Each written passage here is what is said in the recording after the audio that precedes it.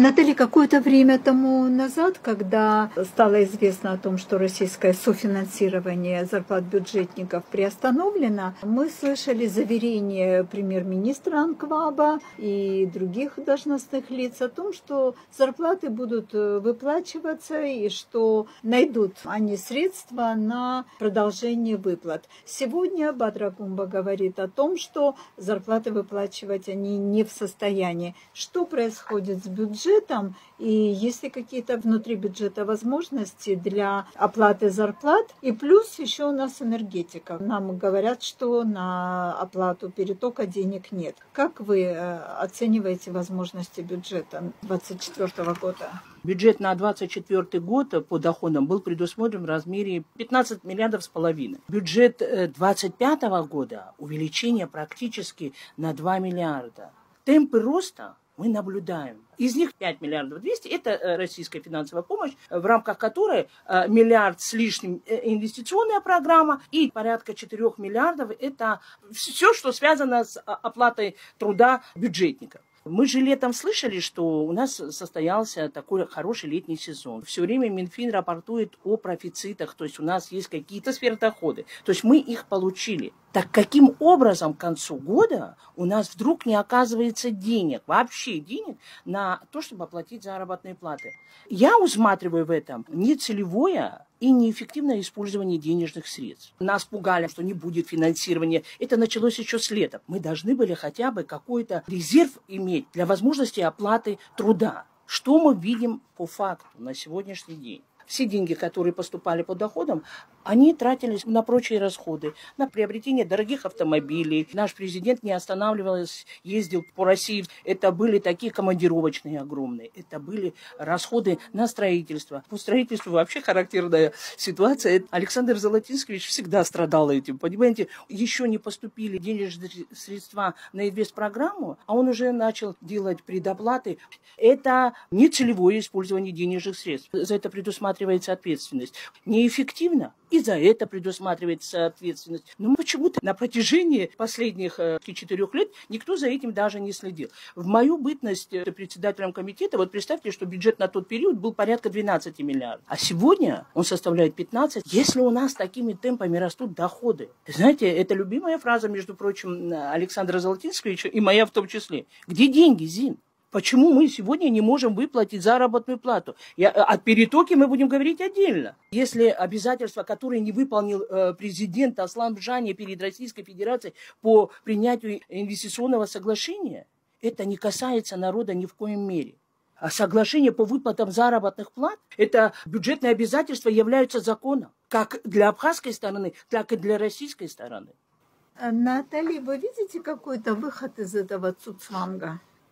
Что в приоритете? Чтобы у нас был свет или была зарплата? Социальные обязательства перед страной, перед народом, перед людьми и перед бюджетом, на мой взгляд, это, наверное, в первую очередь надо выполнить, потому что многие люди живут за счет заработных плат, но при этом и без света сидеть тоже практически невозможно. Я вот смотрю, поступил вот бюджет 2025 года и проанализировал бюджет 2024. Ни в одной статье я не увидела оплата за электроэнергию. Мы что, не знали, что наступит зима или что будут холода, и что может быть проблема с Ингургесом? Там стоял по-другому вопрос. Видимо, там в кулуарах была некая договоренность, что вот вы соглашение принимаете, я это соглашение сейчас называю экономической экспансией на нашу страну, вы его принимаете, а мы вас за свет деньги брать не будем. Вот так мы оцениваем свою страну, вот так мы оцениваем свои возможности. Руководство страны, Анкваб, Бжани, Кристина Озган. Эти люди ответственны за то, что в стране нет денег, что в стране нет энергетики и нет электричества.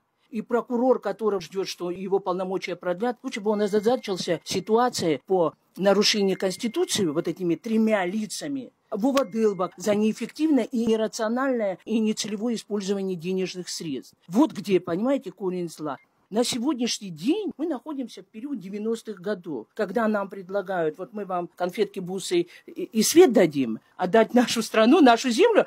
А сейчас самое еще страшное, когда 4 часа вот только будет свет, да, это больницы, это детские сады, это школы. И его президента выступает и нам рассказывает, как тяжело и плохо. Ну, осталось только пустить слезу. А где же вы были 4 года? Вы что, не знали, что это будет? Вы не знали, что за все надо платить?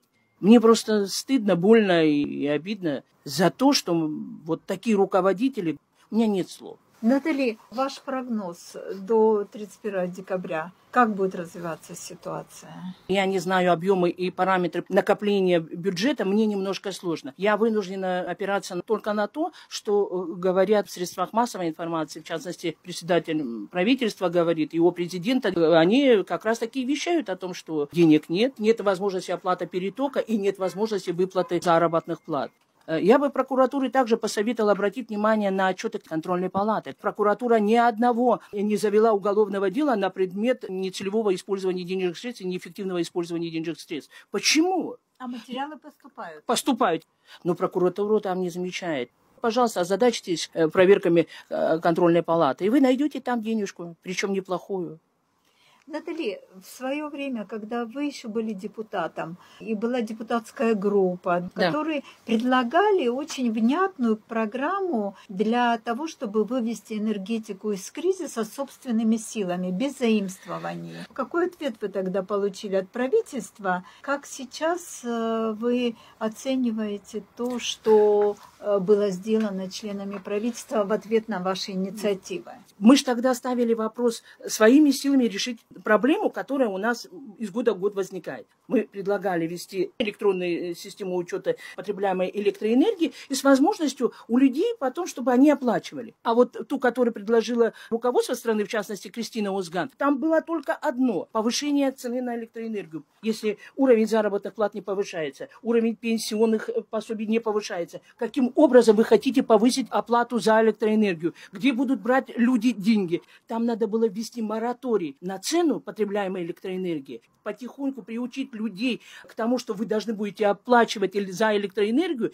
Но это была программа рассчитана на 5-летку как минимум. Но никто же этого не сделал. Они, повышая цену на электроэнергию, думали повысить сборы. А с чего люди будут платить? Люди сейчас просто бойкотируют оплату за электроэнергию.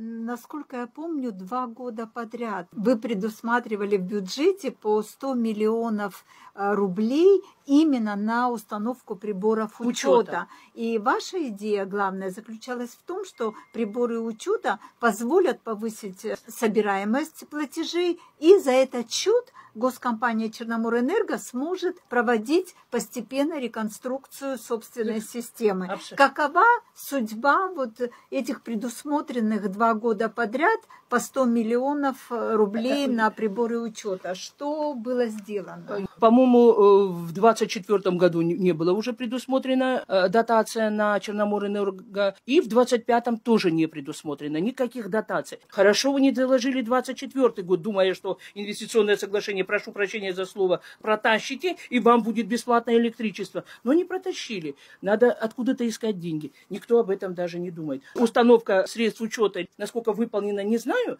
но где-то оно проведено. Поставлены счетчики.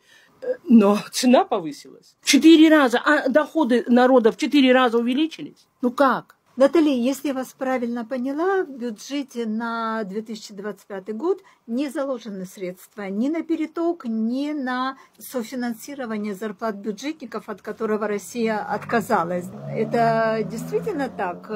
И что мы будем иметь? Ранее было заключено соглашение, где говорилось о том, что Россия доведет уровень заработных плат до Южного федерального округа до 2025 года. Софинансирование заканчивается. Эту часть Россия выполнила, конечно.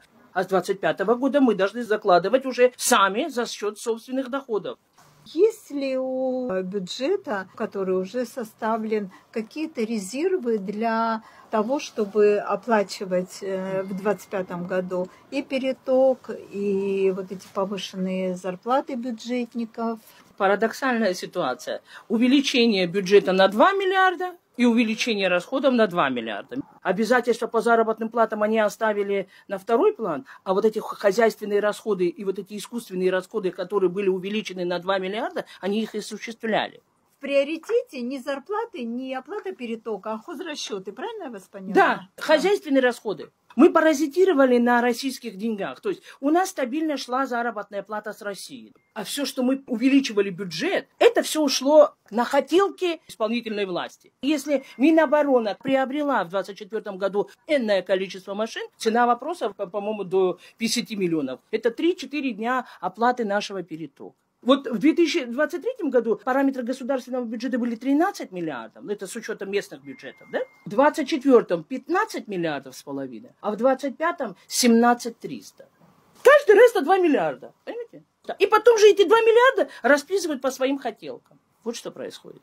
При том, что не заложен в бюджет вообще ничего на переток, но в то же время в бюджет заложены деньги на оплату инвестору Абхазского аэропорта, который поменялся. Проясните, что это за история, вообще, что произошло в аэропорту? Речь шла о том, что расходы, ранее понесенные подрядчиком, будет за счет нового подрядчика. Смена произошла не по желанию самого подрядчика. Часть своих обязательств, которые он на себя брал, он выполнил, расходы понес, и он их предъявил абхазской стороне. В бюджете на 2025 год написано: на компенсационную выплату в 2025 году понесенных ООО «Инфраструктурное развитие» затрат на оснащение пункта пропуска в соответствии с техническими требованиями государственных контрольных органов Республики Абхазия и Российской Федерации в объеме 56 миллионов 250 тысяч рублей. Из расчета 225 миллионов в течение 4 лет.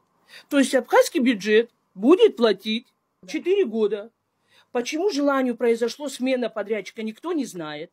И кто в этом виноват, никто не знает. Ну, в принципе, можно догадываться. Это то же самое, помните, при нас, когда покупался завод, мы по-новому выплачивали 56 миллионов за то, что кто-то отжал завод. Пока я была, этого не было. Как я перестала быть депутатом, я думаю, что они оплатили задолженность по-новому. А я считаю, что за это надо сажать. Ну, у прокуратуры дел нет. Всем известное громкое дело Че Гевары. Коррупционное дело. Есть ли у вас информация о том, каково штатное расписание вот наших силовых ведомств? Это таможня, налоговая, прокуратура.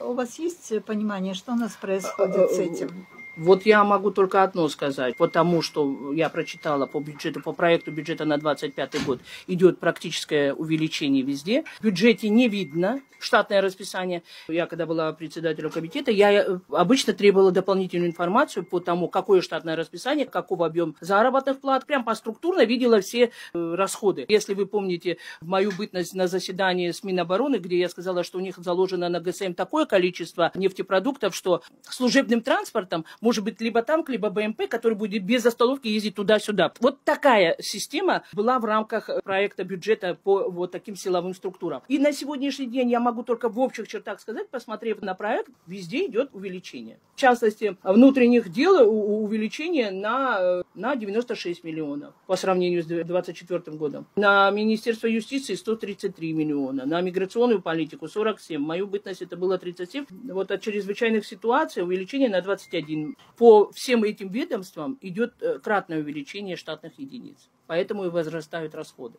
Зачем далеко ходить? По бюджету парламента. Мою бытность бюджет парламента составлял 59 миллионов. И когда мы увеличивали до 60 миллионов, спикер парламента тогда был один из противников повышения всего. А сейчас у них бюджет по парламенту порядка 107 лет.